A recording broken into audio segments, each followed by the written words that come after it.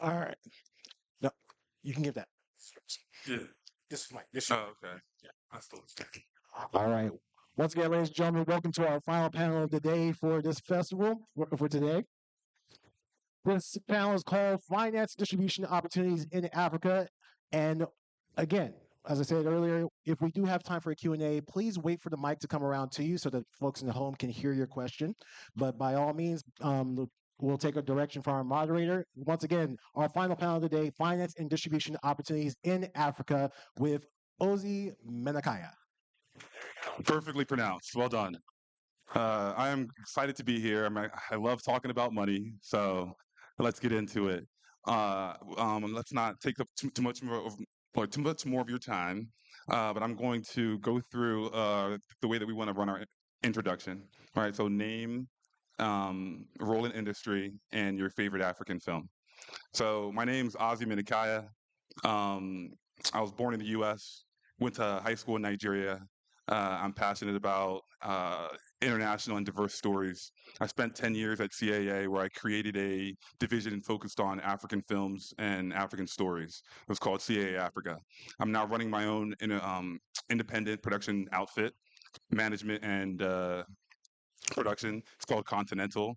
My client base is based off my clients from CAA, and we're excited about what we're doing. My favorite African film would be Serafina. It's a little bit older, but if you know the film, you know why I love it. All right, next, Dana. All right. My name's Dana Sims. I have been an agent for over 20 years, and most recently, I'm a manager at Industry Entertainment. I worked with Ozzy when I was at CAA at CAA Africa, and we really tried to push that agenda forward. I am also a partner at a hedge fund called Yarash Global Solutions, and it's Write it down. um, and it's because I'm so passionate about the continent and making movies for us, by us, it really was important that I understood how to get money to people who need it. And there's so many African films, but the one that I can think of most recently is Silverton Siege by Monla Dube. Fantastic film, Stephen. I love there's a lot of connections here because we all have a lot of interconnectivity here because I've had the pleasure of working with everybody on the stage in different ways.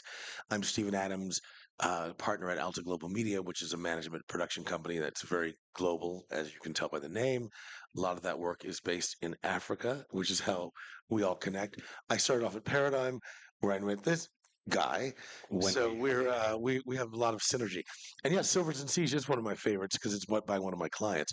But I would say also Heart of the Hunter because that was the That was first good too. that was the first film from Manda Dube's three-picture deal with Netflix Africa. So I would have to say, for many many reasons, that's my favorite.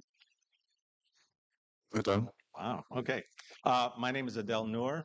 I'm a manager and producer. Like a lot of guys on this panel, I was an agent for 10 years. Oh, dear Lord. A long time ago. 10 years in agents years is like a century, right? Exactly. So I have, can I mention a couple Sure, go films? ahead. Okay. So my first film that I absolutely love is Haile Teza, which is, I'm Ethiopian, by the way, so I'm partially Ethiopian film, so it's one of my favorite films of all time. Second one is Tutsi, South Africa, Yeah. won the Oscar. And then for a different, completely uh, commercialized film is District 9. Oh. And, you know, once we start going in, I'll explain why that was a phenomenal film for me. Why not just start there? You know, I think that District 9 is a great example of an African film, although it be extremely commercial, right? Which is part of its success, right? What do you think the current climate today is for African films, both commercial and independent? Okay, so one of the things that we have to and I'm going to step back for a second because this is very important for me on how we have the right dialogue about content that's coming out from the continent. We always keep referring back to it and saying Africa, Africa, Africa, right?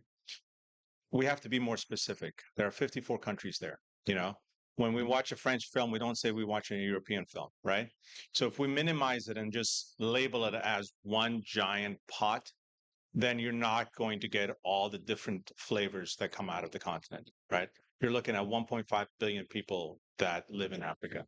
There are 54 countries, hundreds of languages. So let's focus on identifying each country from the film's perspective. So with regard to District 9, one of the reasons I loved it was, again, African film, right? When you think of an African film or use specifically a South African film, that's not necessarily the typical film that you think of, right? It had all the pieces that I think allowed people that were not necessarily used to watching a film that came from the continent in a way that they can say, "Oh, you know what? I like this. I can enjoy this." The other way of thinking about it as well is, when people during COVID really took to, Squid Game, the entire thing was in Korean, right? But you were able to adapt and you realized, oh, there are similarities. There are things within that storyline that actually I can identify with. So if we go back and create these storylines that have a human connection, that have an emotional connection, and it has a universal theme, then I think we can start breaking down a lot of those boundaries. And I want to piggyback on your comment about District 9 because I love that film. And it came out when I was doing a lot of work with a French visual effects house. Oh, yeah. And I think the thing that struck a lot of people that were working in that field was that it achieved this high level of science fiction, reality. It was the VFX were amazing, and it was all done about $9 million, and that Isn't that crazy? shocked $9 people. million. That, and then the fact that it was this allegory about basically South Africa and very critical of the culture there was. I thought it was an achievement on many many levels, but as a business model, I think that is the thing that was that's most fascinating about it because it achieved global success, and it can. I mean, African content can, even though I'm going back to the general term. All right. So next question. You said something about uh, District 9 being able to attract a wider audience, right? Um, my question is there elements or is there a genre of film that might be more attractive to an outside audience or to financiers? Or what are these elements that you believe can help a film travel outside of its borders? I'll let Dana go with that one. Honestly, I think as someone who's been raised in this business and like story travels, like honestly, as humans, we're more alike than we are different, right? Racism, all those things are a social construct, right? We can see each other in each other if we just, dare to look. I think the thing about stories is they have to resonate with people, right? When I watched Queen Sona, which was a Netflix series, I saw, myself in Pearl Tusi. I saw a modern South Africa. Most likely what's depicted in the States about Africa is mud huts and people wearing loincloths. I assure you, that is not accurate. And and even more so, I feel like the world doesn't understand. They say it's the third world. I say it's a developing nation. Like Adele said, there are 54 countries on the continent, right? And ultimately, what they all have in common is, by the year 2035, the population on the entire continent is going to be 25 and under by 60%. And if this was Hollywood, we would be throwing every YA movie at them, every sort of like young, fun genre. We should be doing that anyway. And I feel like things that travel from here are the things that make sense are action. People understand action, rom-coms, horror. I mean, finally Blumhouse and Monkey Paw figured out that Black people want to see themselves in the horror genre. Um, and finally developing that so we could take advantage of that. I just feel like, you know, it's almost a common sense approach. I mean, certainly the numbers you're talking about speak to the fact that we're in a digital slash streaming era where everything is about making a case for your project through data. Yes. So let's just look at the numbers, and there's a case to be made to appeal to this audience, like you're saying. I mean, even if you got a cent from every person you're talking about, that's a fortune. Absolutely. And the only reason Africa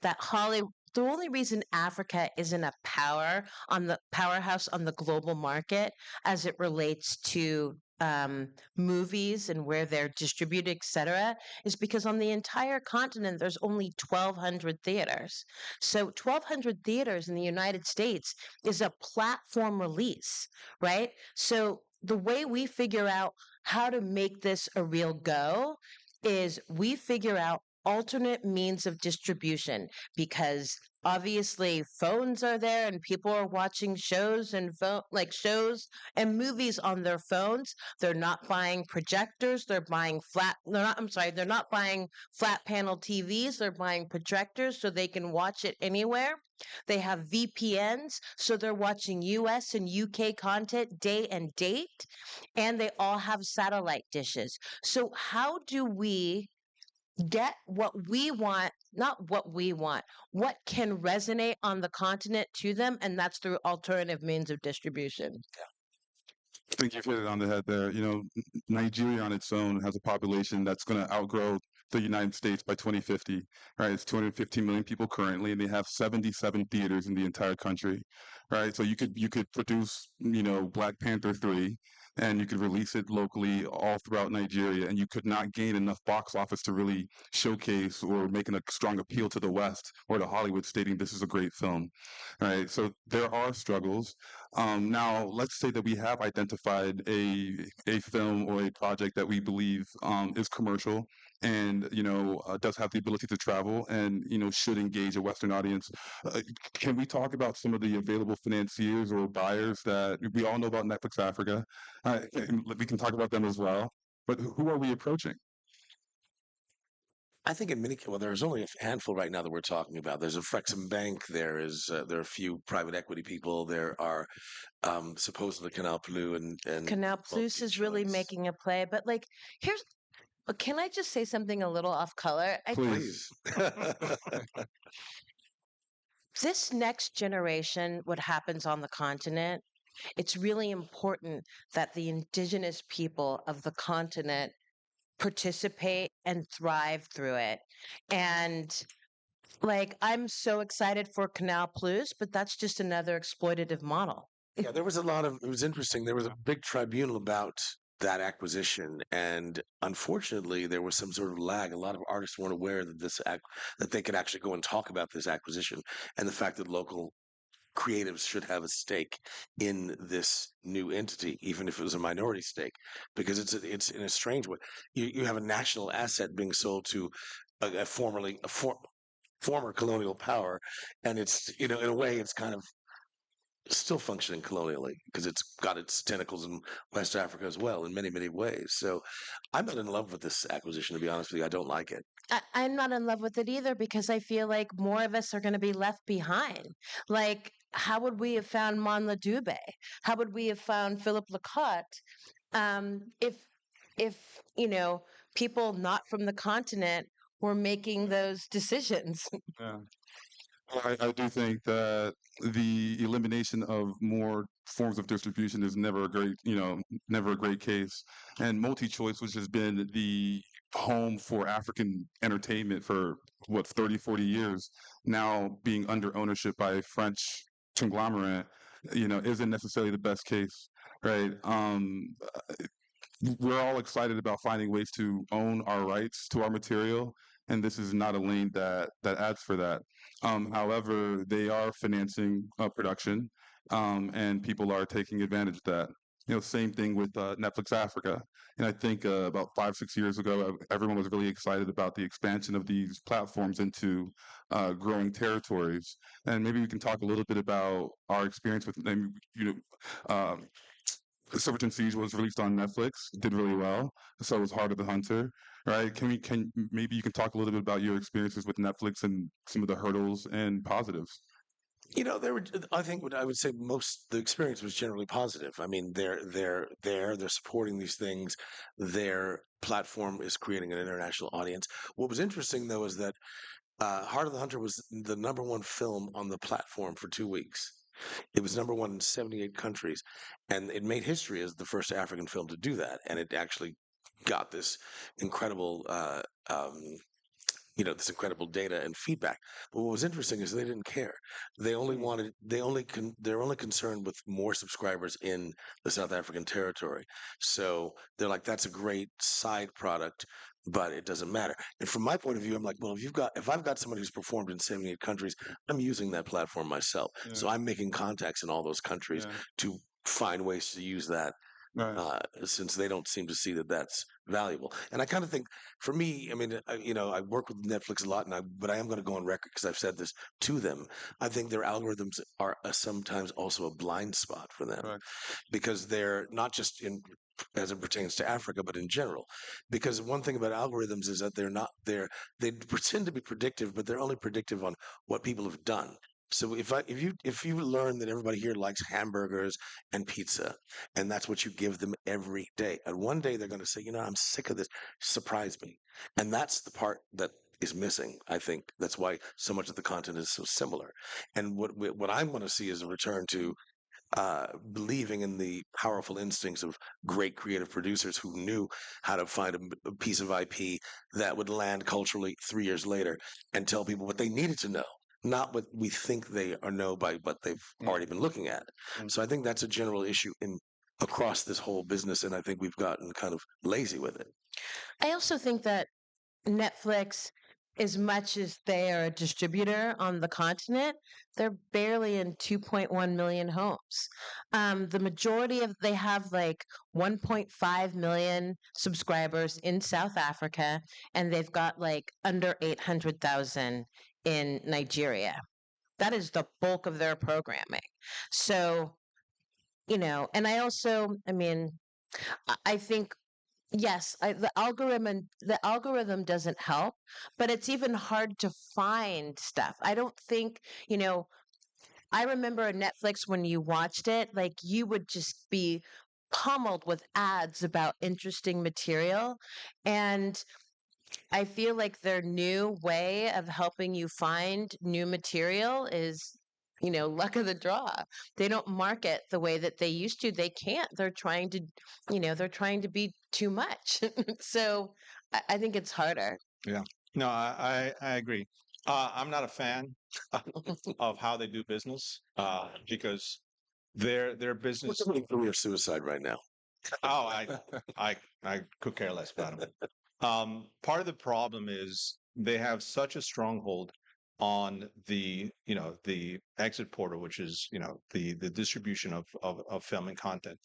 And what they're doing, in essence, is not geared towards the audience. It's geared towards their own data, which is they want more subscribers, right?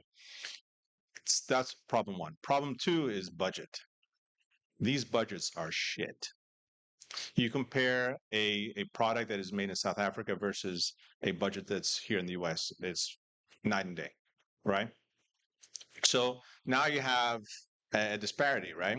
Um, we all know that Netflix just comes in, acquires material, they'll pay a nice premium. They own that piece of content that they'll distribute everywhere, right?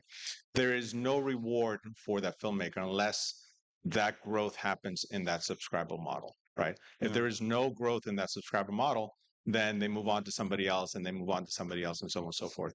That is very cheap for them to do, right? They're actually not investing into a system that allows for additional growth, additional material. They're just there to feed their machine, right? So what is the solution? The solution, I think, we've all kind of talked about it earlier, which is, how do we find a localized setup of a digital distribution model? If it's, a South African streamer, or if it's a Ugandan streamer, or is it a conglomerate that comes together and forms that? But you have to create something that is, you know, for them, by them, right?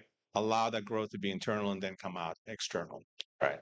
To the funding question that you mentioned earlier, there is a lot that's going on, and I'm excited about it. I think there's still, figuring out how to do it. A lot of the businesses and a lot of the banks, most of their business models have always been based on debt, not equity. So getting into the equity game is something new for them. So that's something that they're kind of, putting one foot at a time and going in there, but they're heavily investing in that. Afrexim Bank, announced $2 billion. It's not chump change. The Next Narrative Next Narrative, Africa. they have $40 million. IDC is funding equity, out of South Africa. PIC is doing the same thing, and there are a small group of investors, that are looking at creating content, within their country, and then trying to figure out a way to expand out. But again, they want distribution, they want certain guarantees, they want to have, a low, risk factor. So there's a lot of things that, still have to be massaged and still have to be worked out in order to get the product that you want, that is a viable commercially for everybody. So that's the key. Once it becomes commercially viable, then people say, "Oh, I want to invest in that. Oh, there are more people that want to do that," And the way you win is say, "Okay, great. Fund this here. We need more theaters here. We need a production office here. We need a studio here." Instead of creating something that goes out and nothing's left on the continent, So it's important to have infrastructure. And we've been working on Planet Dana knows this very well because she was very helpful in helping us get this off the ground with the IDC in South Africa, which is the Industrial Development Corporation. It took us probably about 2 years to make a case for an investment that they've now committed to $20 million to put into a slate of 6 films. The triggers for that are 49%. They'll finance up to 49% of the budget. The other 51 has to come from another partner or partners, and the other key is distribution.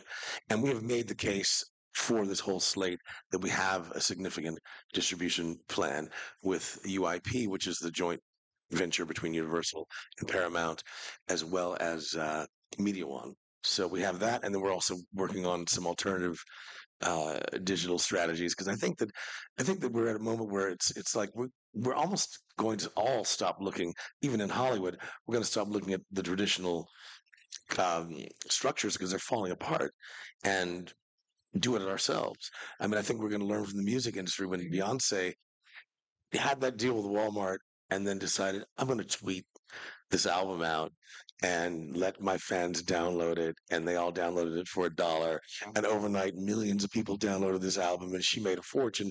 And Walmart said, "We're going to drop you, Beyonce." And it was kind of like, who cares? We're going to run through all the overhead anyway before we make money. So who cares? And we are in a moment where if we are able to communicate, as Adele's saying, like on a local and specific and culturally specific way, we can reach big audiences, and I think AI will help with that too. And you're absolutely correct. And one of the things that I'm working on at the fund is meeting people where they are.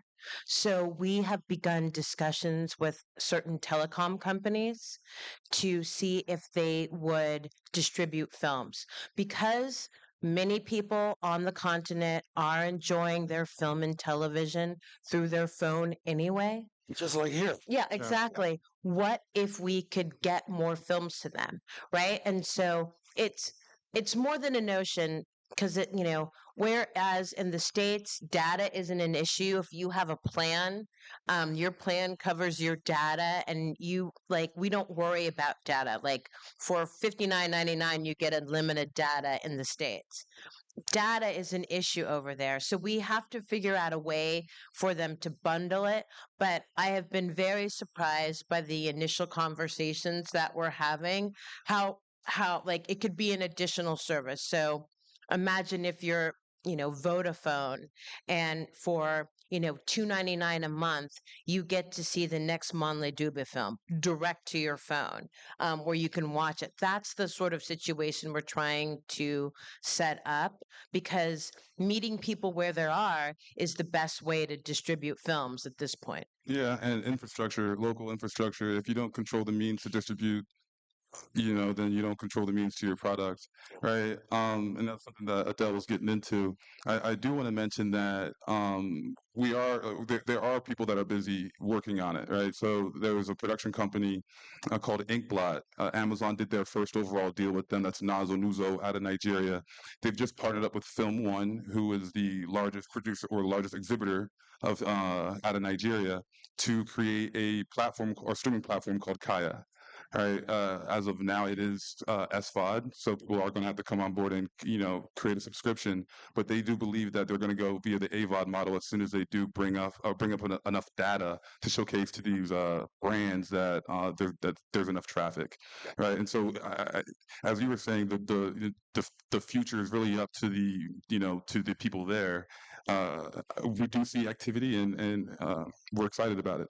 All right, so Stephen, Moana Dube has been the through line of this conversation so far, right? And we mentioned how Netflix didn't necessarily care about how he was able to influence a continent with his film, right? However, I believe the IDC came around to give him an overall deal, right, or something like that. Can you speak to a little bit, or can you speak to us a little bit about how that works and about how that can be utilized as a resource for other filmmakers looking to make films on the Yeah, continent? I mean that was the deal I'm referring to. So they've committed $20 million for budgets up to 49% of his budgets, and then the other 51 unlocked by partners and distribution. So, but the comment I want to make about that was that we had to make a case to them because the Industrial Development Corporation generally would invest in companies or industries, Yeah. and we had to make a case to them that the creative industry is equally viable as because when you make a film, when you walk away with a file or something, and that's kind of it. If I have a factory, you know what I'm selling. I'm selling widgets or chairs or whatever.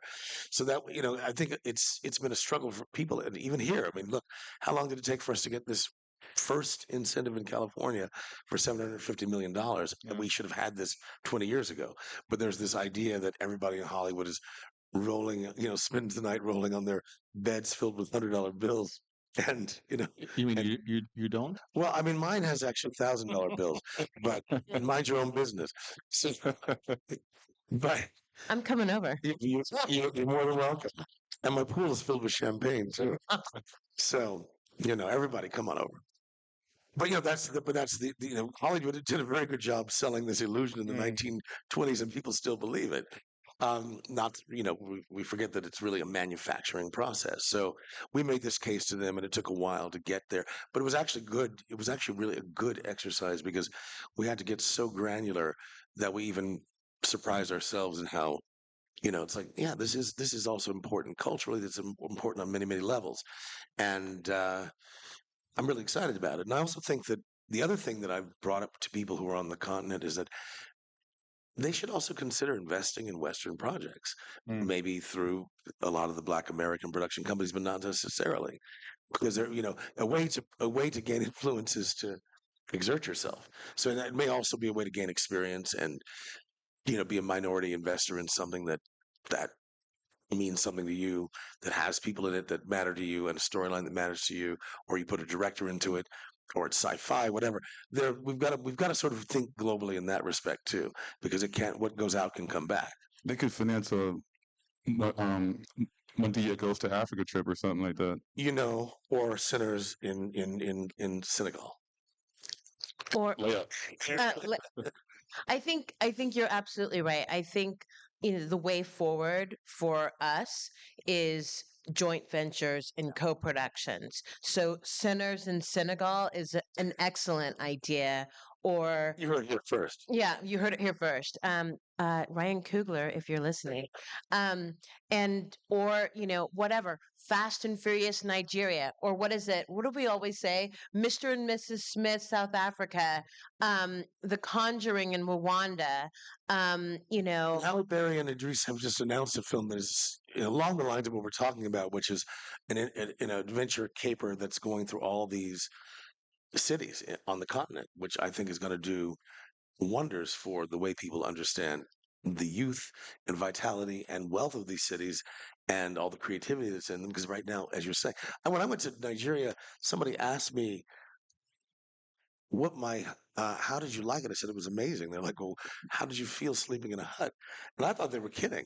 And then I looked at this guy's face. I'm like, he's serious. And like, I was in an art-filled hotel on Victoria Island. I don't know what you're talking about. But there's definitely a gap, a culture gap too. I I had the same thing happen to me. They asked me if Queen Sona was shot in Toronto, and I was like, absolutely not. Like that's the Johannesburg skyline. I'm like, yes, there are big. They have a. I was yeah. It always like makes me crazy. I'm waiting on a big fat Nigerian wedding film or something of Yes. that Make nature. it so. You know, so like let's say a filmmaker has one of these ideas, right? What do you think might be an initial or great initial first step in trying to get something like that put off the ground? You know, I was thinking about how Manla has that deal and how he could act as a producer. And field a lot of projects and take it to his financiers, but that's just one route. Yeah. Yeah, but we've been connecting him to a lot of U.S. companies. So when we're trying to build relationships so that we're really connecting the diaspora to the continent, and I think that is also another solution Yes. Yes. Great. because there's wealth here. I think sometimes Americans overlook their advantages and they kind of sometimes focus on the problems. But I'm like, you do realize that you're sitting in a great place in a great country where you can be helpful in a way that you can't even imagine. My big fat Nigerian wedding, I'd call my favorite. I'd call David Oyelowo and say, this is a great idea. You should produce it. We'd go find a writer, director, maybe from the continent, someone who's really good at, putting that together. Maybe we even bring our former person from CAA in, to give us his blessing. And we go put it together with the best and brightest from both continents. And then we could either take it to an American studio, take it to a place in the UK, or maybe we partner with a multi-choice or someone like that. But If they're lucky. if they're lucky, but I think we should use the assets that we have both here and abroad. And the one thing I learned when I was at Berlin with you this year, she said, Dana, don't forget about the European diaspora. It's Oh yeah. not just you guys. And I was like, that's so American of me. You're absolutely correct. We need to figure out how to help each other. And they're much The closer. Europeans. Yeah, and they're much closer, to Africa than we are. And they've done a lot more business with regard to co-producing, a lot more. And there's a lot of, if anything, you follow that model. I think that the model does exist in Europe, specifically in France, because of the Francophone countries. But co-production is definitely the way to go, And going back to what you said earlier, it's still sticking in my head, which is such a great valid point, which is meet them where they are. When we think about, you know, the beauty of watching film and going to cinema, this is not an inherent tradition in Africa, right? So when you think about storytelling in Africa is specifically oratory, right? So this idea of watching these stories on a large screen, the idea of going to the cinema, that's not necessarily something that people do on a frequent basis, right? So we have to change that narrative. The other part as well is when you think about how we treat cultural exchange, right?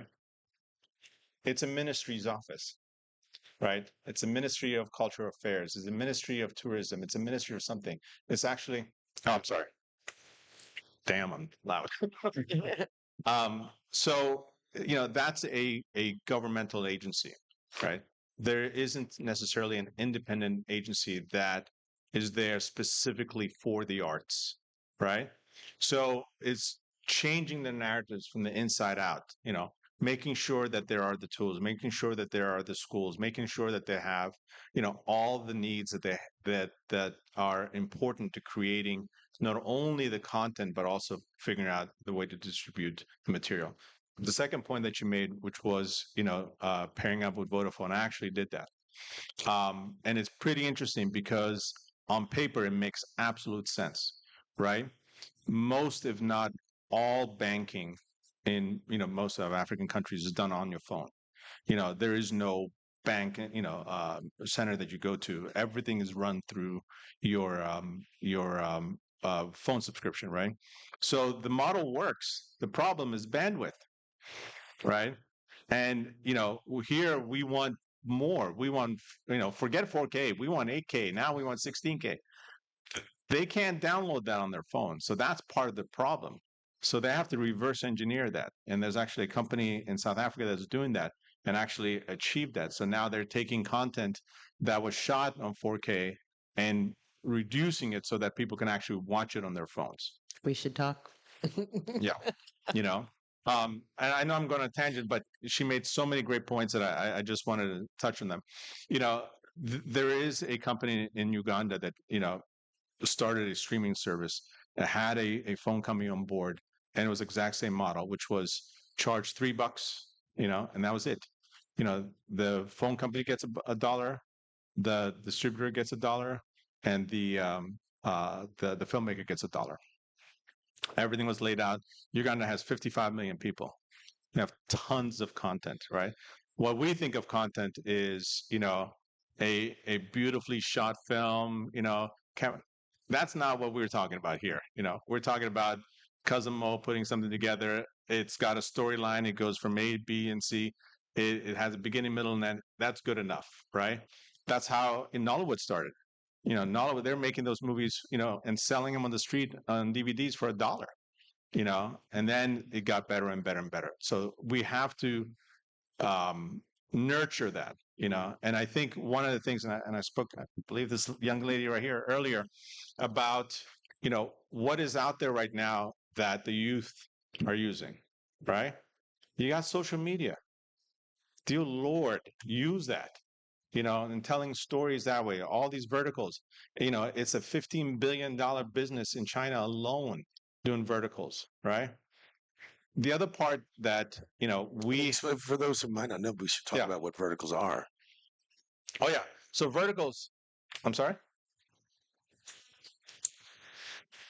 They did it too soon. Micro dramas. they- Yeah. They were Micro trying to cut up dramas. Yeah. old school Hollywood, and they needed to. Yeah. Yeah. So, verticals are basically, a storytelling done through a specific medium, which is your phone. So rather than shooting it horizontal, you're shooting it vertical. The stories are cut up in ways that are easy to digest for the mobile crowd, And I mean mobile in a dual sense. One being off of your phone, two being on the go, right? So these stories are usually anywhere between 1 to 2 minutes long, and they run anywhere between 90 to 100 episodes.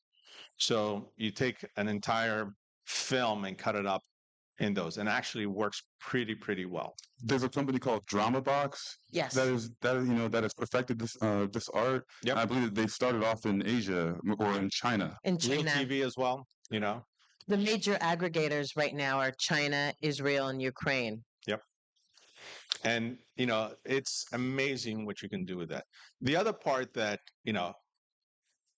I make a big effort, and I know everybody on this stage does the same thing, which is to dispel all these stupid ass myths about the continent. They love our music, they love our food, they love our clothing, so we got to step it up, right? I agree. So, and it's there. So when you watch TikTok, all those dances that they're doing, all that music that they're mixing into others, right? So culturally, we got them there. We got them on the hook, right? So that has to be our low-hanging fruit. Now, how do you take that and create your content off of that? How do you take that and expand that into a story? How do you take that and create a film and narrative and expand and go on and go on and go on? It's there. The tools are there for us to do that. Yeah, I think that Dana mentioned something earlier that many people may not realize is an actual resource. When you spoke about going to David Oyelowo, when you mentioned the film that Halle Berry just boarded, I believe Jaime Hansu also just came on board to give that film traction as well. But on the production side, from taking a film to Judy, which is Viola Davis, or taking a film to David, we've taken a film to Idris. Lu- Lupita has actually boarded the film and EP'd for us to buy Julia, which when I can. There are a lot of producers here in the U.S. that don't have the access to a lot of these stories, and they would love to be approached by passionate filmmakers with authentic narratives, right? And the hope would be that they would bring their resources, their team to now back this quote unquote African project the same way that they would back their American narrative, right? And in that vein, the belief would be that we would get traction, we would get greenlit just like any other Hollywood product. I agree. I'm producing a movie with Effie Brown. It's in the world of boxing. And we went to Francis Ngannou to play a major role and to be an executive producer. And he's come on board. And that has given our movie more traction to get our financing. We also get the PFL, which is something that he is heavily involved in. And, a little movie about. Um, kickboxing has a big, gigantic footprint just by bringing in those elements that you talked about. I feel like there are brands that would love to just jump on that. And Absolutely. based off of where that's set, you may have So- a fully financed picture. Great point. Brands. Yes. Brands now are looking for stories. They want narratives. They want their ethos to be in stories. Nike heavily invests in production companies. So do, all the other major brands out there, So there are ways to finance a product. It's important to identify what those themes are and put them together and use them because that's a spend for them. They have to spend that money, So the fact that they're now getting, a product that has their mission statement and their values integrated into the story. Now they can cut that up as many pieces as they want to create interstitials, create commercials, and so on and so forth. But they also have a product that lives longer, and they can make money off of it. Yeah, I think about a short film to bring it back to the relevance of this festival of short animated feature called Hair Love. Mm-hmm. Yep. And that was a very expensive short. It cost $1 million, but it won an Academy Award. It was the kind of film that people still talk about right now. They pass it to people that still, when you think about it, you tear up because it's so beautiful. But that financing came from Dove Soap. Yeah. Wow. And but it was just in the credits, and that's it. And they didn't make themselves, up front and center. It was a beautiful film, and $1 million is a lot of money for a short film, but very little money for a commercial. Yeah. So Very true. And there are a lot of these brands may already be on the continent. You go to Nigeria, you will see Uber, you'll see FedEx, you'll see Western Union, you'll see, Dove is there as well. Google. Google, and that's just foreign brands. So there may be an opportunity to go in and do a deal with a local brand or a brand that's, outside the continent. Yeah, and I always think about alternative screenings too. I mean, like, I was talking to somebody about this earlier. Films don't always have to be in theaters. I mean, the fact is it's dying here as well, let's be honest. And it's not like we're going to revive that Yeah. again.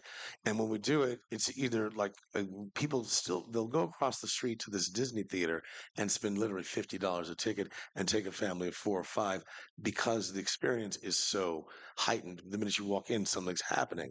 So I think that we also have to think about how it is that we're presenting content to people. I mean, if you do an open air screening to launch your project and you've got local acts there that people love, and then you show this thing and it's a big occasion and you can only experience it there in that way on that night or for that week. And then after that, it's gone viral, and then people can watch it wherever they watch it, probably on a phone, like we're saying. When I was in Nigeria last, I met with a gentleman that we at the fund are trying to help. And he has this goal to open 1,000 theaters in Nigeria by 2045. And he wants to get the first 5 done by the end of 2027. And he had a really unique concept. Because my first thing was, how And he was like, in the provinces, they're not going to the theaters Monday through Thursday. They're, people who work, they're not going to spend that kind of time.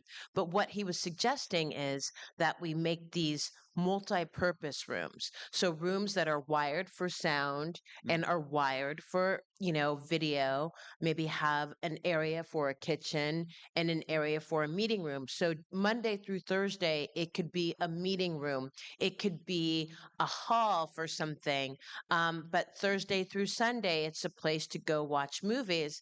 And when I brought it up at the fund, the first thing my founder said was, you can't do anything in Nigeria without energy. And the first thing we did is get people from energy on the continent on the phone, because he's like, that could work. Something that is like, maybe Hollywood won't make as much money, right? But you don't have to go into Abuja or into Lagos to watch a movie, or you can get married, or you could have your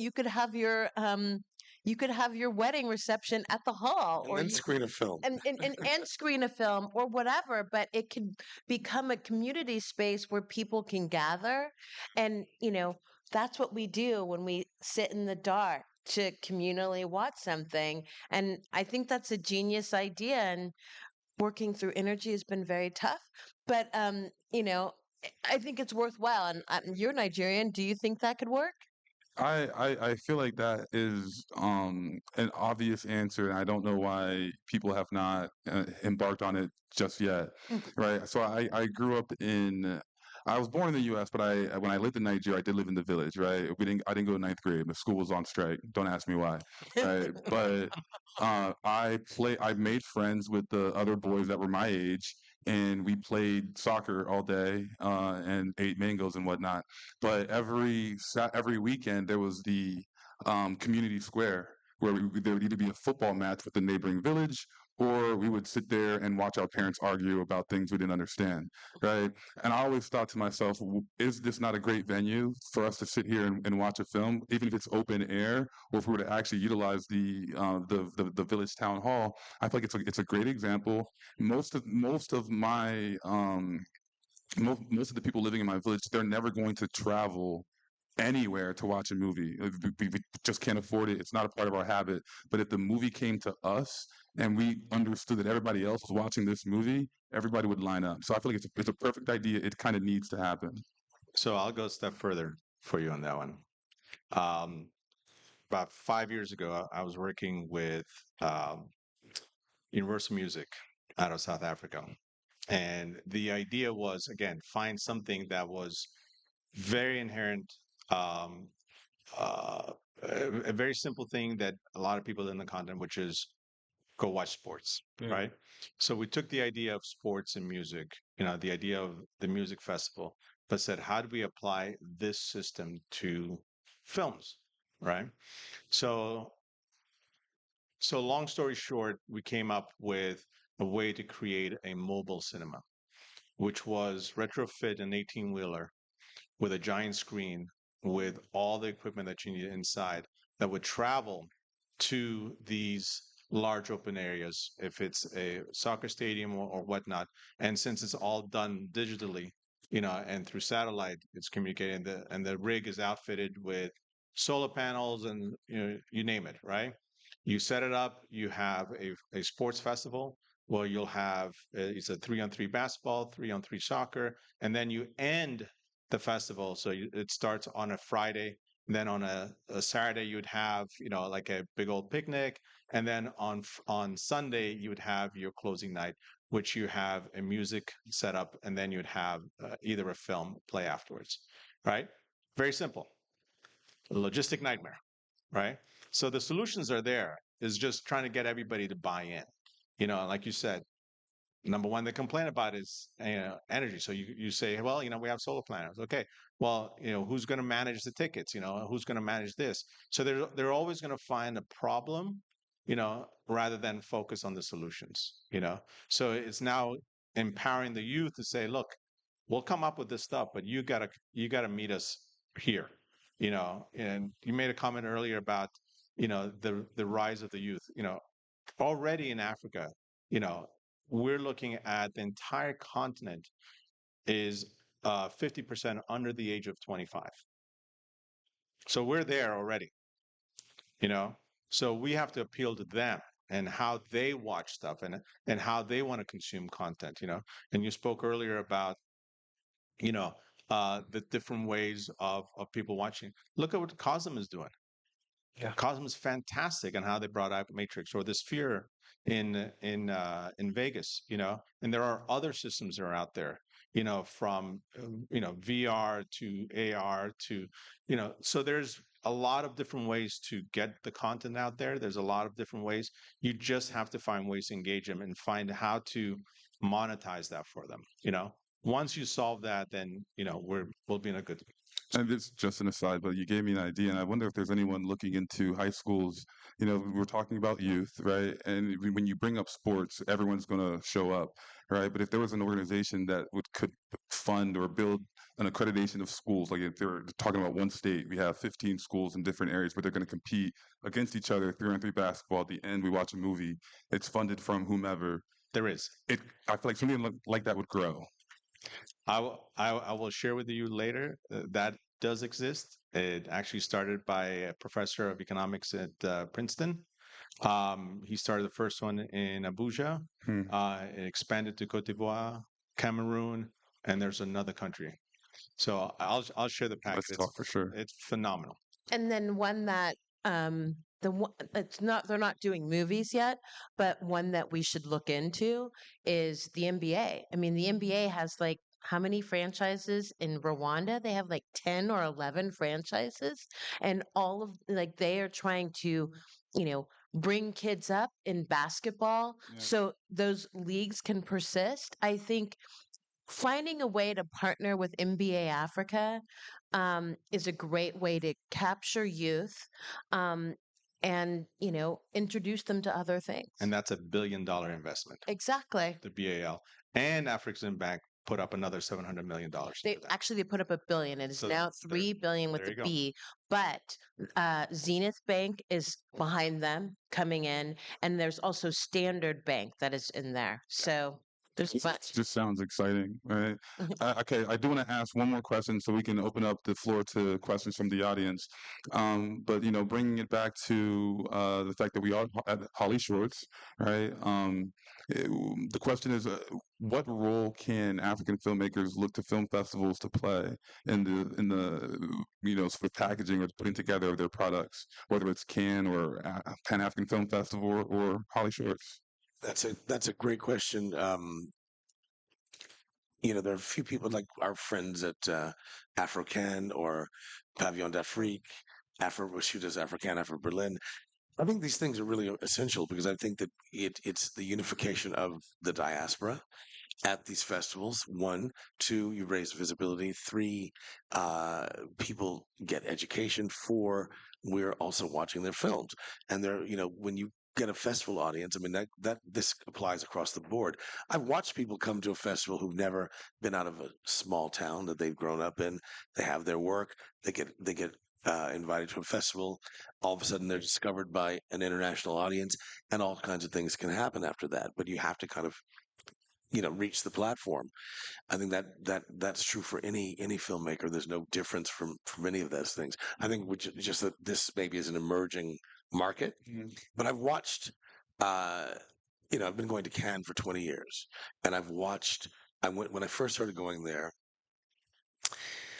You know, I was coming out of the Hollywood system, which had said that nothing black traveled the world. Yeah. And then I got to Canada. I was like, well, who are all these people? Exactly. And they're not Americans, but they're black and they're here selling their films. There's something going on. These people are lying. And I kind of knew they were lying in the first place. And then I was like, but wait a minute, you know, there were always people like Eddie Murphy, like you know, Lawrence Fishburne, Sam Jackson, Will Smith, all these people who were performing on this global level. Spike So I mean, Lee. Spike Lee. So I'm like, where this? Why do we keep pushing this notion? And I realized it was just, you know, it's their prejudice. And so I feel like in this digital age, people are able to break free and, you know, push as far as they want to go and not let that kind of crap stop them. Because I think the gatekeepers are pretty much on their way out.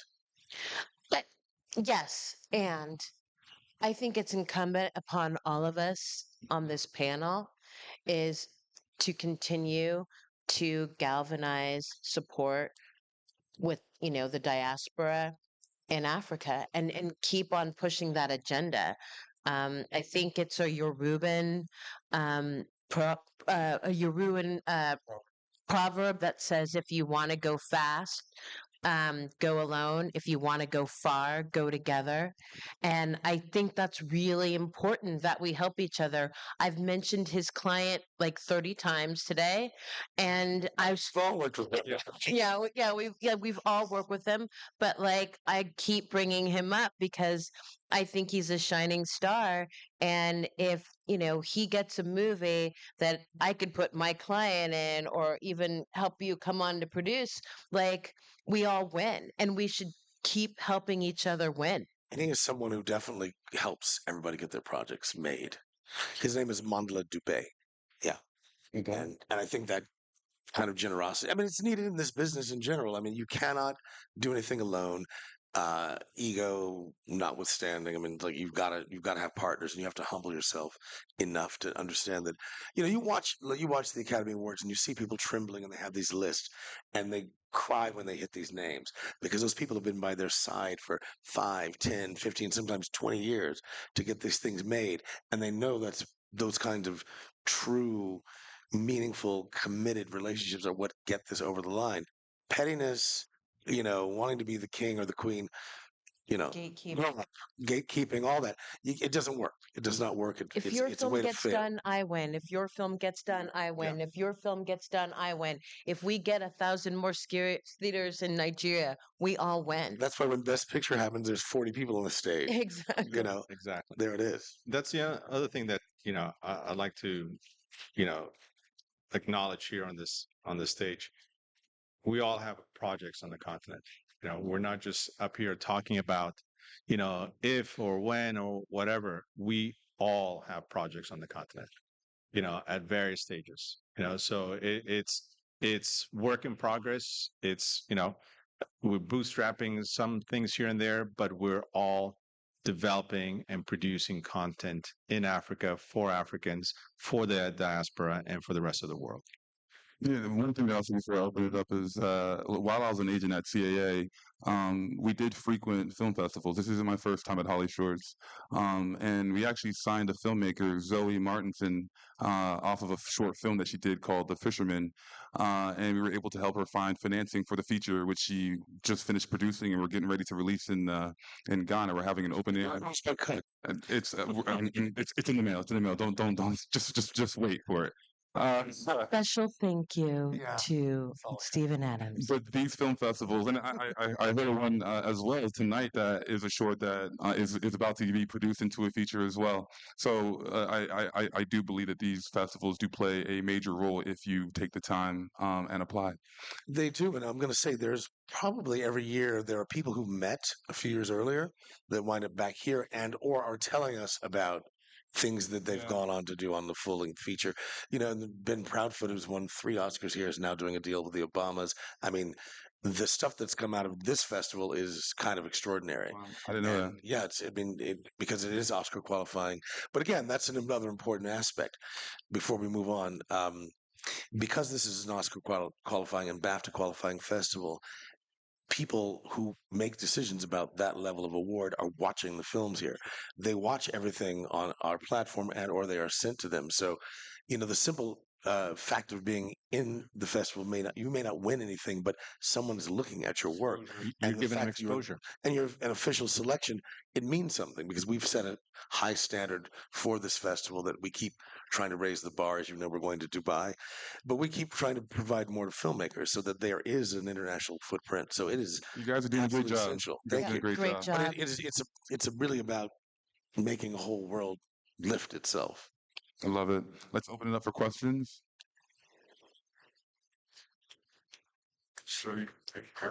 Hi, my name's Nikki. Have a seat. This is really informative. Thank you.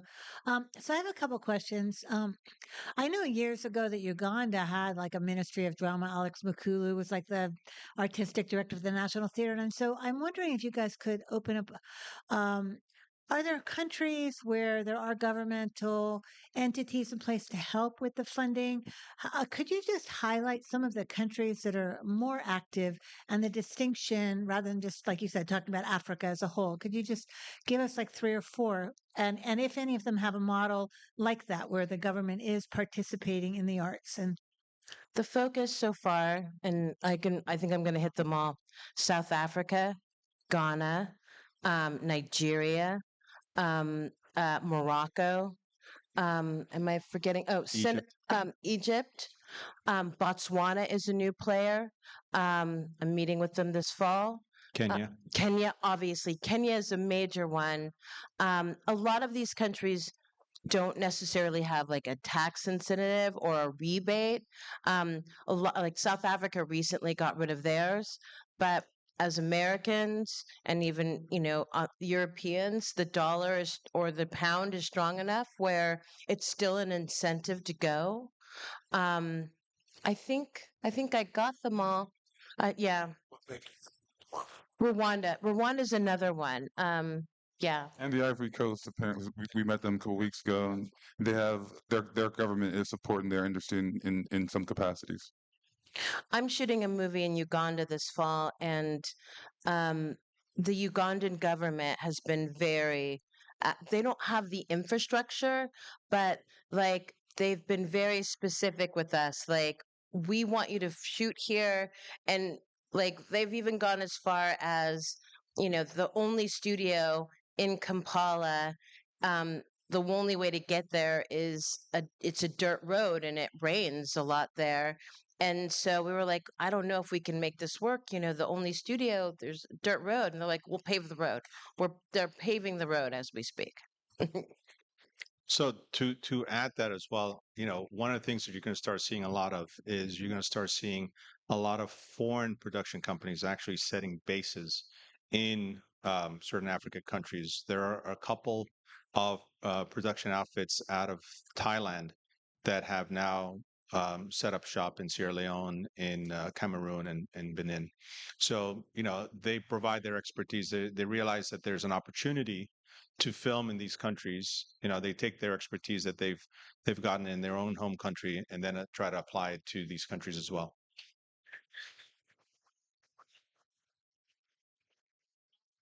sort of the rate, is there sort of a lot of sort of the raping of resources in terms of ownership? And are the resources being, like you were talking about, people in the countries owning it as opposed to people coming in and just, you know, doing things that are native to the people, but then not getting the profits back into the countries and the training and the infrastructure?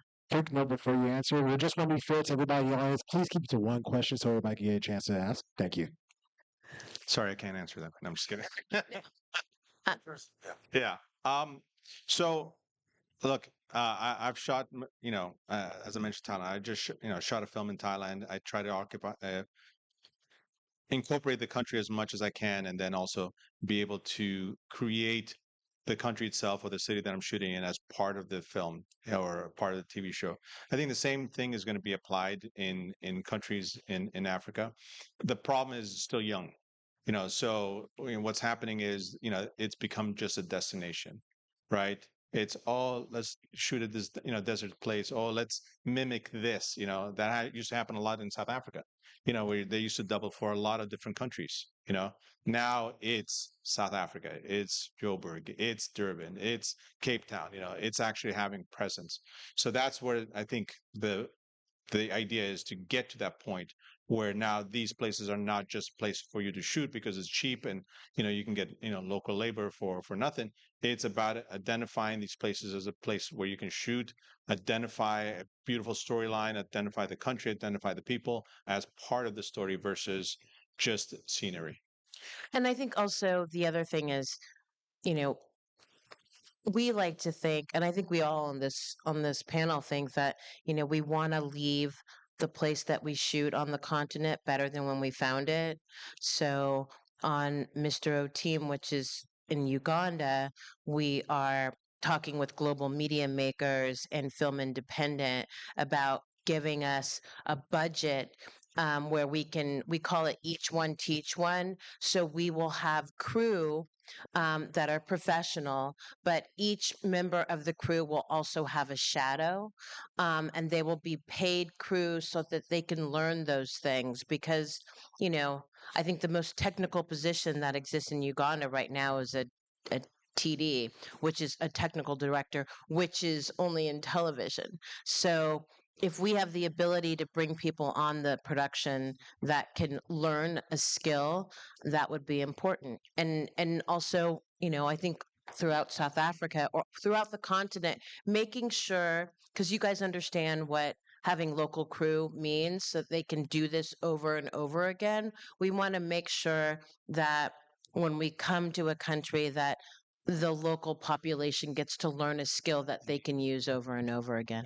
And there's one thing that I wanted to just add, and just in terms of ownership of rights, I thought that it was and it still might be, um, uh, a calamity, really, in terms of Western organizations owning the rights to African IP and material, right? So I was in a situation where we were trying to set up Things Fall Apart. With Netflix, clearly that has moved on and it's found a new home. But you would not believe the purchasing price that they wanted for the book. Right here in the U.S., you would probably sell the rights to something like that for millions of dollars, and it was nothing like that. At the same time, premium TV does not truly exist on the continent, right? So Netflix truly is the only place, one of the only places where you can go and really obtain premium TV. Like with Queen Sono being one of the examples that Dana was talking about earlier. And what I was trying to explain to people was we're really carving out this space for the Western streamers and eliminating an opportunity for us to grow this expertise in terms of premium TV on the continent for ourselves. So I do think that there is a lot that needs to be massaged out so that we can own and sort of direct our own future. Yep, I agree. Thank you. Thanks everyone. My name is Abasi, and I also have a film on Tuesday at 12 noon, and it's the African Spotlight. So I just want to just say that because we have to support. We'll see where. Yeah. So I wanted to say a comment, then I have a question, but I think that a lot of times, and I talk about this between my peers and mentors, like that we work in silo. And I just had to say that, like I was listening this mobile theater and the phone, like how we can get things and distribute it out. But when I was working, I worked at Ebony Life Creative Academy in Victoria Island, Lagos. And, I'm usually not out late, but there was a time that I would go out and I would just walk around. And we know that, within our countries, the religious community is very powerful. So there's a projector screen set up on the street, and there are chairs just like we have them. And it's a small projector, it's not huge, it doesn't need to be so big, but people are listening to the word streaming from somewhere else, and that's their service. So I'm like, yeah, these things, people are doing it and people are figuring out ways. It's just that, applying it so that it can work for the people. So it's just like I've heard of the mobile theater. I've like, people are doing it. I'm like, wait, how come one thing he didn't know, he was like, oh, we already have it. So I just hope there's more conversations like this so that we're just all getting together, because I feel like it's there and the answer is there. But I didn't want to ask a question. I just want you guys to speak to YouTube at some point.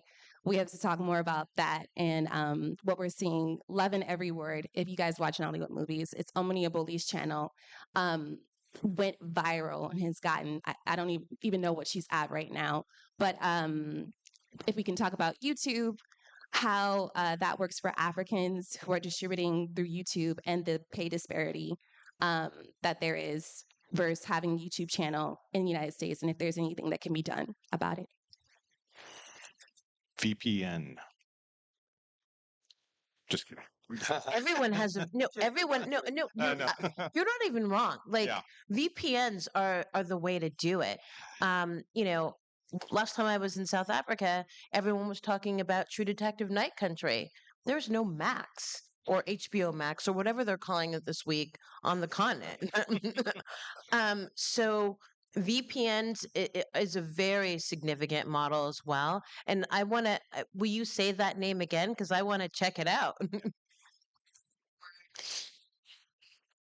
channel, which also has some fresh, by the way. So part of, the good thing about a platform like YouTube is it's accessible to everybody.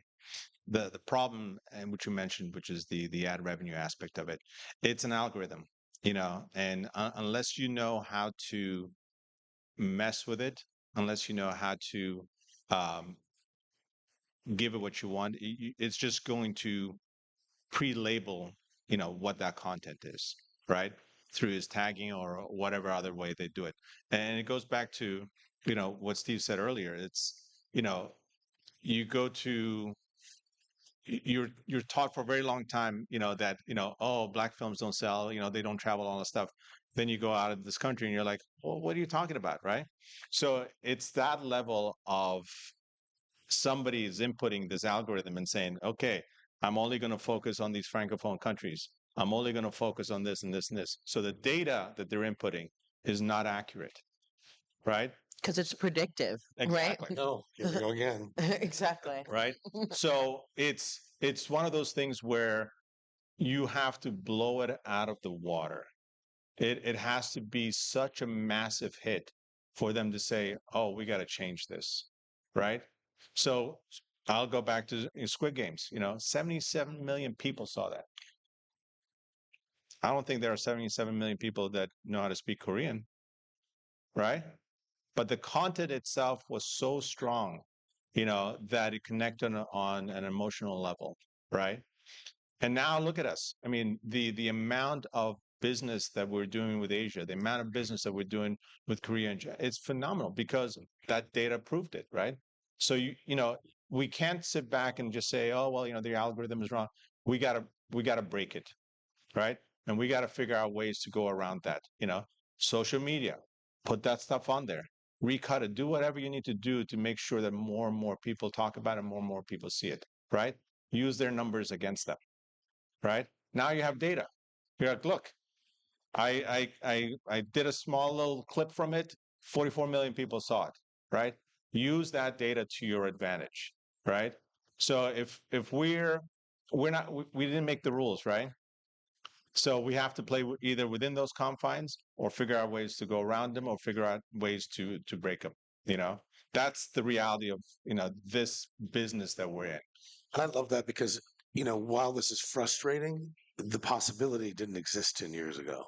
So we have to look at that and appreciate that for a second. And then the fact that if you really want to push something, there's nothing stopping you.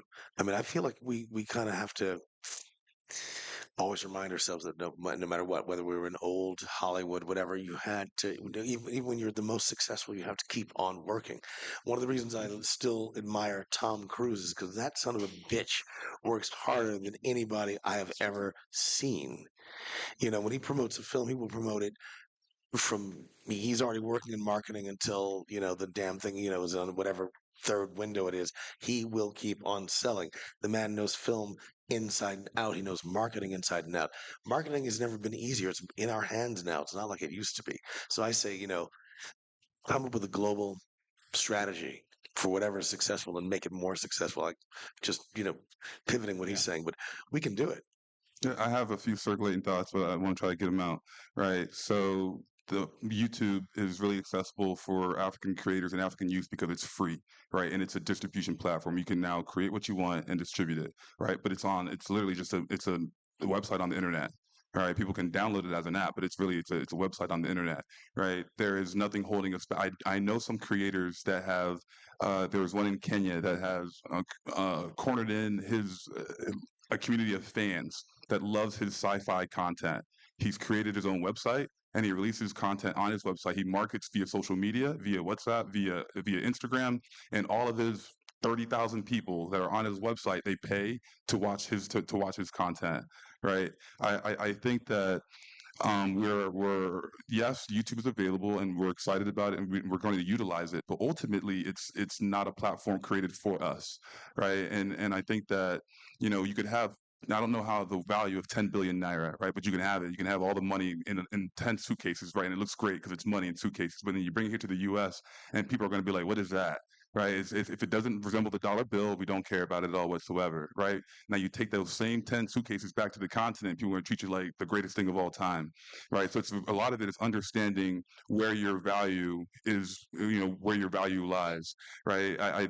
These platforms don't truly believe that there's going to be an economic power or any purchasing power from the audiences that are gaining all of these views from our videos, right? So it's up to us to create our own website or our own platform and release that same content. I think that Beyonce, when she came out with Black is King, she had an opportunity to create her own YouTube and release it on there. And all of her fans all around the world will have now downloaded or gone to that app or that website to watch her content. I think that we have the same opportunity to do something similar. Can I add to that? Yes. Nobody talked about AI, right? Oh, you're going to open that up with 1 minute left. Yeah, Right? exactly. But I will just say this to you, right? Just either ChatGPT, whichever one you want, just go in there and say, I have a piece of content. How do I monetize this? That's it. See all the different options it gives you, right? So right now, we do not have an excuse. There's 100 ways to distribute your film or short or TV series and monetize it. That's it. Can we get that We have question? time for one more question. She's been waiting. Yeah, right there. Her right there. Ladies first. guy. We're going I was just to. going to try and hound you down afterwards. Ozzy, hi, I don't know if you remember me from a past life. South Africa animation, Tendai. I also have a film playing. I got a script chosen and a film chosen. So I'm like, Good for you. and actually, I'm just like, after listening to this, I'm like, I should just write more because I'm exhausted.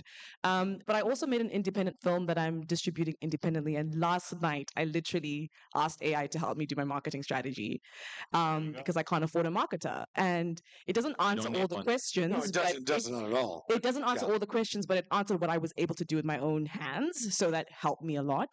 But the one thing I wanted to comment on, if it's helpful, is as you guys were talking about Red Bull and Nike, it seems so out of reach. But what I've been doing with my independent film is reaching my peers that run small businesses to see if they want to partner in small ways in terms of marketing and so on. So we don't have to go so big.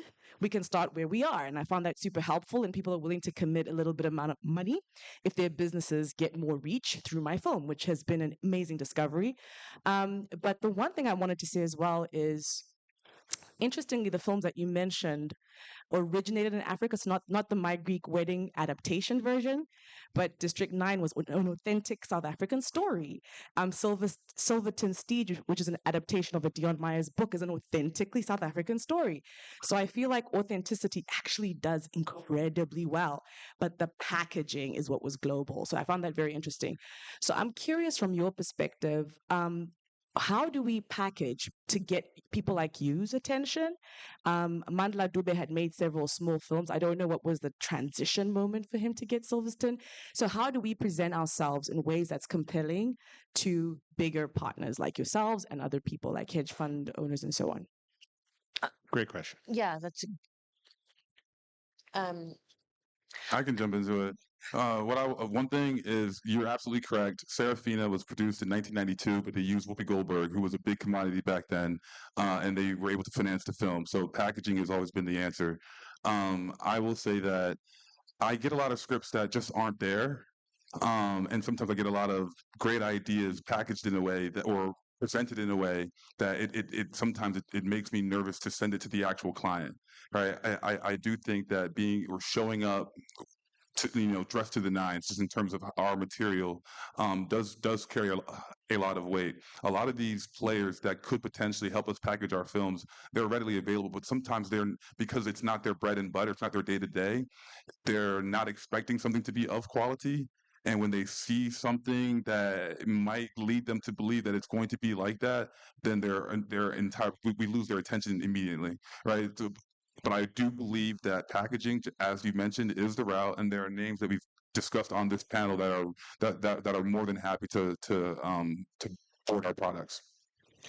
I'd also say co-productions as well. Like, I read a lot of scripts, a lot of them aren't there, but when there's something that really grabs me, I think about who I can bring in with me to make this a go. who makes sense, how I can package it, what's my angle, who I think I can go to for financing, and then let that idea snowball and go and work on it. It's like he said, like a major name. Like, do I take this to Idris? Should we go to David Oyelowo? Should we go to Viola Davis? Should we hit these people who want to work in this space? But the material has to be standalone. I'm sure the Nigerians in this place would say, your parents always taught you had to be extraordinary. um, and it has to be extraordinary. And it has to be pinpointed to the agenda of the company. Not every, people they have specific agendas that shift. So make sure that you do your homework as well. There's nothing crazier than getting a fantastic script, but it doesn't fit a comedy agenda and you bring a drama, or they want horror and you're bringing action. I mean, you've got to pay attention to who you want, because one size does not fit all. So there's work involved with doing that outreach. You've got to respect the agenda of a company, because we're putting our time into things that we think are going to work, but we may not be the right fit. Yeah. So, and also make friends with people. It doesn't always have to be a hard agenda.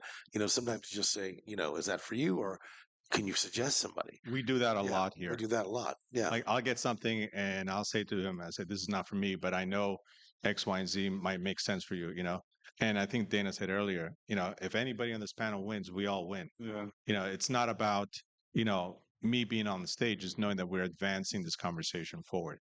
Damson Idris who stars in F1. If you look at his last, he was in the Hollywood Reporter talking about what he wants to do in the future, and he was stating that he wanted people to bring him stories from Nigeria. Like, he's looking for African stories to produce. Yeah. So it's there. I think that we just got to show up. Yeah. And I think that, let's talk about. I mean, we can wrap up in a second. I know we're over time. We can't stop help talking. What is an African story anyway? I mean, are we talking about something that's deeply rooted in a culture? Are we talking about a collision between somebody from the diaspora meeting up with these cultures? Are we talking about history? I mean, there's so many different angles you can talk about. So there, and then we also have stories from the continent that have been hidden from both countries and then the world for a long time. So we're waking up to so many possibilities. So I don't know. I feel like there is such a rich set of opportunities, both on the technological, financial, and storytelling side, that it's really up to us to just shape. In the next 5 years, we can define an industry for the 21st century. Absolutely. Can I just answer a question real quick? Please. To your point, the story matters the most. It's got to be a good story, period. If you don't get a buy-in, if I'm not buying in and saying I like this story, right, then I'm literally not the right person for you. If I'm not passionate about it, if I'm not willing to make those extra calls, those cold calls to people that I have never met in my life, but I know would be right for this, right, then it makes no sense, right? You'll be surprised on how many people are dying for good content. Doesn't matter from where it is. I'm packaging a TV series right now, and the people that we reached out was just like that. Cindy Lee, who's come on board to direct our film, she was nominated for an Oscar last year for the last Ranger, South African director. We sent it to her. She read it. She loved it. She was here at HollyShorts last year. There you go. Right. Same thing. Amy Jeptha. We were like, let's take a chance. We sent her. She's like, I fucking love this thing. Right. So that makes our job easier when we can say, you got to read this. Right. It makes it so much easier for us to be able to go and get those things. Right. Those are just two of the elements that we needed. And from there, the role of a producer is really strategy. Right. What is it that I need to move this? Okay, I need some money. I need to pay somebody. Okay, let me go to this financier because he's this and this. I know so and so. So it's about strategy and layer. But if you don't have a story, then it's not worth it, because we're not, honestly, we don't look at a piece of material and say, oh, that's going to make me a lot of money. It's not realistic. Yes, you do think in potentials, but if you don't have something that we are passionate about, it's an uphill battle. And I think everybody here said it. We're not in that business. We're not in that business of pushing something that doesn't have the legs or doesn't have the oomph. But if you give me a a script that is absolutely fantastic, you know, there's no call that I'm not making. There was my man had a question, and let's get a guy. We're pushing the envelope. Let us go for it. He's the last guy. He's the last guy. Thank you very much, and thank you all for the great information. I consider you on the forefront of this issue, and just to build on her question, I wonder if there's some type of committee or association that's collectively working on this issue. Because I had a conversation with a group that's working with Afro-Mexican Bank, Afro-Mexican Bank. and it felt like it was in a silo. And my suggestion to them was we need to open it up because it's a big issue. My second question is so I started this process in 2010 with Cape Town Film Studios in building a bicontinental effort, which culminated in me doing a film recently that was set in a different country that I switched to Cape Town, and it was a huge success. And so success narrative in this space is really important, right? And none of you mentioned my film G20. And I wonder why.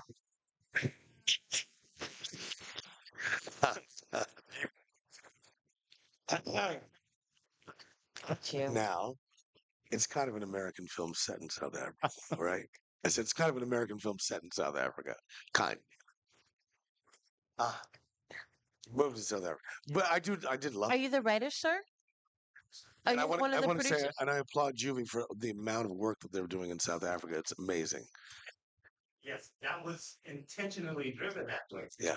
So it was Yes. important to have match with Viola. Right. So this was all part of creating content that was domestically built with the bicontinental effort. But this is exactly the kind of thing we're talking about, this kind of perfect collision of cultures that makes absolute sense, and you're telling a great, entertaining story. Yes. And yes, it was an amazing film. I love it. We love Thank you. Viola. Thank you. And Julius, and now you. Yes, exactly. And Melanie, and we can go through the whole Yes, thank thing. you. Andrew Wang hasn't returned my phone call. We're going to deal with that. Ooh, see?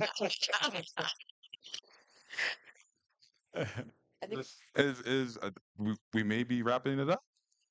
Well, actually, I'm wondering why because G20 was specifically built for this narrative, right? It was set in Greece. I moved it to Cape Town so that we could have these characters interacting together to save the world. Yeah. Right. And it worked. And so what I have built now is a slate of content specifically in that space that's commercially driven, that's creating diaspora characters that are organically solving a problem. So when are you going to invite the four of us to lunch? Yeah, exactly. We have a lot to talk about. We have a lot to talk about. We have Yes. scripts. We have all the things. I mean, I think we go back to what we were saying in the beginning. Yeah, and a few years back, CAA did a little committee session, and I had not heard anything since we had that meeting about the collective conversation about how do we make this happen. You know what? I think I'm going to speak for both of us, if I may. Sure. I think Ozzy and I at CAA were ahead of our time in advancing that agenda. And I think Ozzy and I and everyone on this panel remains passionate about making those connections and moving that forward. So, you know, I really feel like in this moment we just got to keep going. We would love to have early adoption in a lot of places, but unfortunately, or fortunately for us, we are the early adopters, and let's fan out from there. Like that's the best. And I'm serious. We do need to get together and have a serious So conversation. I'll also add to that part, which is it's not lack of content. Content exists, right? But we don't have enough Violas, right? So if she wasn't on board, right, in saying this is what's going to happen because we saw the vision and we want to take it in account, it's a harder conversation to have, right? So we need more buy-in. We need that person, that trigger that will allow those stories to exist in those places because we do not have a shortage of content. That's a fact. we have enough. Is we just have to have people who will buy in and believe that you can make a high level quality material on the continent with a storyline that's based from the continent. It could have originated in Greece. No, that's not even an issue. It works, right? So that's what we need to push. We need to have more advocates, like the Dams and Idrises, the Jumbo Egas, and more. And I think the more you see of that, the more you say, okay, you know what, this actually works, right? So I think I applaud you first and foremost to actually have gotten to that point and making this switch and actually making it work, And successfully. Thank you very much. That's and great. now that's your white paper, right? That's your white paper. You go through every damn agency and like it works. Here's my metrics.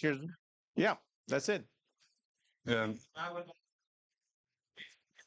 The architecture of the story that makes it universal. Absolutely. Attracts the talent. Yep. Right. So that's been the focus. Yeah, I think that it's imperative. Like your first question was about a group of people that are focused. What you've done is great, but I think that we need to be organized and we need to have access to people like yourself, people like Viola, so we can understand what resources you actually allow for. I think that all of us together are really, all of us individually are really powerful. But together, I do think that we can accomplish everything that we ambition to. Adele? Yeah.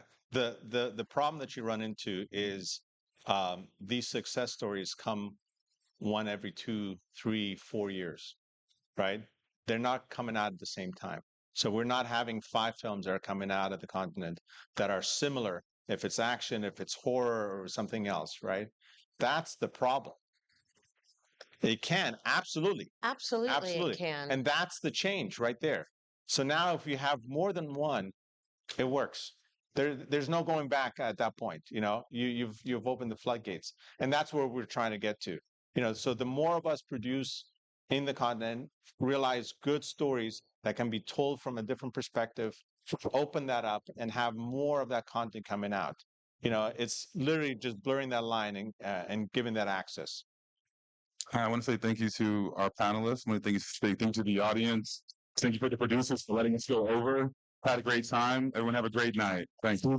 And you guys, if you want to keep the conversation going, we're going to go upstairs to the 5th floor. It's right down here. Take the elevator up, turn left, and we'll be up there to chat with you a little bit longer. Ladies and gentlemen, give our panel a round of applause. This was fine.